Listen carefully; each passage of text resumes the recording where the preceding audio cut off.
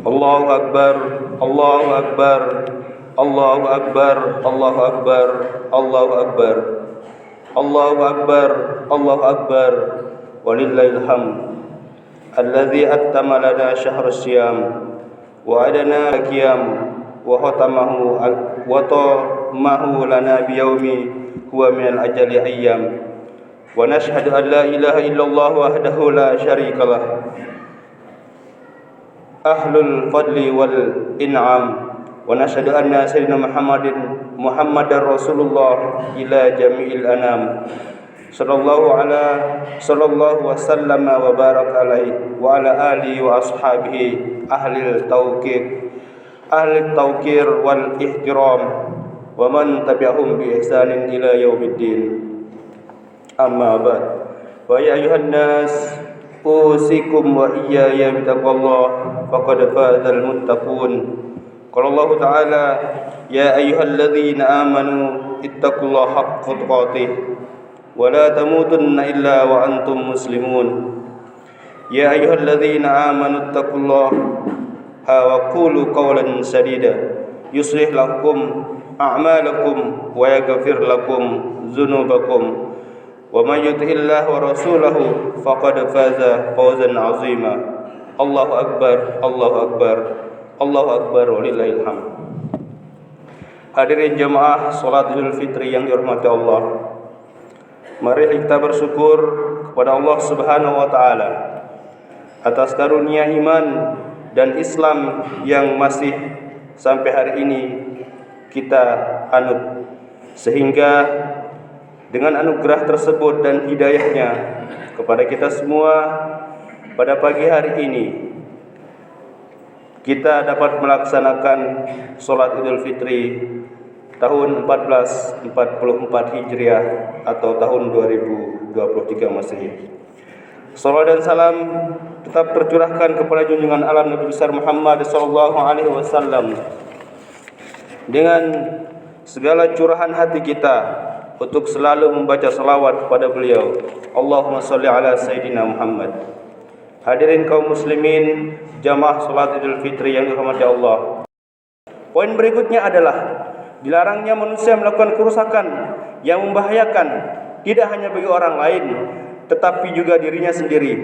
Contohnya adalah membunuh, mencuri, mabuk-mabukan dan hal lain yang termasuk ke dalam tindakan sewenang-wenang dalam berinteraksi dengan sesama ciptaannya. Perbuatan mengikuti hawa nafsu ini adalah bagian dari budaya orang Arab jahiliyah sebelum diutusnya Rasulullah SAW.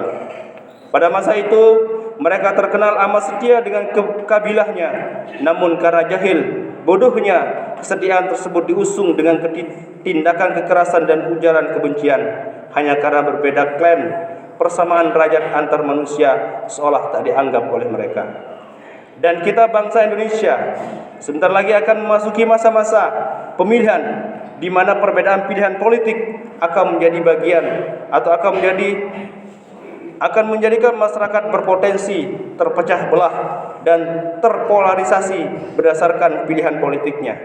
Oleh karena itu, kita harus mencegah adanya perbedaan ataupun perpecahan serta permusuhan akibat perbedaan tersebut dengan memandang perbedaan dan politik adalah hal yang wajar. Mari jadikan warga negara yang dewasa berpolitik, di mana menganggap politik hanya sebagai sarana mencapai tujuan untuk persatuan dan kemajuan bangsa. Hindari dan kita tolak politik identitas, politisasi agama, atau menggunakan agama hanya untuk kepentingan kekuasaan dan nafsu berkuasa semata. Kita tolak penggunaan rumah ibadah seperti masjid dan musola dan rumah ibadah agama lain sebagai ajang kampanye. Kita menolak khutbah dan ceramah agama digunakan untuk menggegolkan calon atau partai tertentu, karena itu mengotori tempat ibadah tersebut. Mari kita dukung untuk menjadikan rumah ibadah, masjid dan musola sebagai tempat yang aman, damai, dan melindungi jamaah dan semua warga negara dari ujaran kebencian, hinaan dan hasutan. Rasulullah SAW mengajarkan kepada kita untuk tidak menghina, membenci, dan mencaci orang lain. Rasulullah mengajarkan dengan wahyu yang diturunkan oleh Allah Subhanahu wa taala, sebagaimana dia menurunkan Al-Qur'an di tengah bangsa Arab jahiliyah dengan kondisi yang mengedepankan emosi dan hawa nafsu. Oleh karena itu, larangan berbuat aniaya dan kerusakan tersebut telah khusus disebutkan dalam surat An-Nahl ayat 90 yang sudah saya baca tadi. Jamaah salat Id yang dirahmati Allah, Islam mengakui perbedaan karena perbedaan adalah sunatullah, tetapi juga mengajarkan pemeluknya untuk menghargai ketidakseragaman itu. Tradisi saling meminta maaf serta memaafkan sudah membudaya di hari Idul Fitri.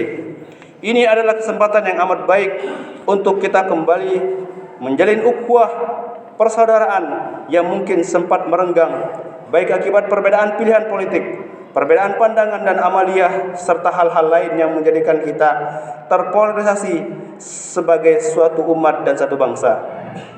Semoga dengan kita meraih kemenangan Ramadan dan kita kembali kepada fitrah Idul Fitri sebagai makhluk sosial untuk menjadikan kita menjadi umatun wasatan, umat yang mempunyai pola pikir, cara pandang dan perilaku yang moderat,